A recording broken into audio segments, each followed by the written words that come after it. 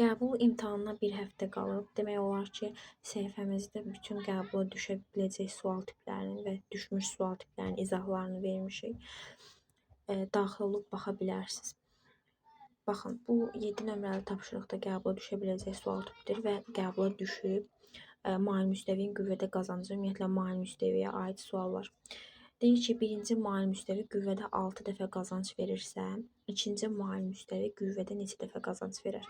Biz bilirik ki, mail müstəvinin qüvvədə qazancı fərqi yoxdur. Hər hansı bir cəmiyyətlə, məsələn, K hərfi ilə işarə olunsun. 1 bölünsün sinus alfiyə bərabərdir. Yəni, bu bucağın sinusuna A yazıram, bərabərdir. Bu da nəyə bərabərdir? L bölünsün H-a. Yəni, bu uzunluğun hündürlüyə olan nisbətinə bərabərdir. Gəlin, baxaq. Bilirik ki, bizə deyir ki, birinci mail müstəvinin qüvvədə qazancı 6-dır. Yəni, K 6-ya bərabərdir. 6 bərabərdir. Bizim L1'imiz, baxın, bu L1'dir. H onsuz da hər ikisi üçün eynidir. Yəni, ortaqdır. L1'imiz 3 L2-yə bərabərdir. 3 L2 bölünsün H.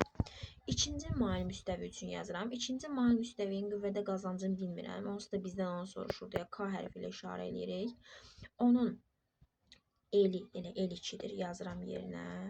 H-ı da elə ortaqdır deyə H yazırıq. Gəlin bir-birinə bölək. Bir-birinə böləndə 6 bölünsün K bərabərdir 3 L2 bölünsün H.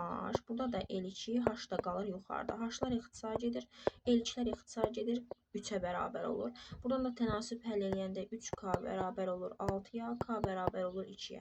Deməli, bizim ikinci mail müstəvimiz qüvvədə 2 dəfə qazanc verirmiş.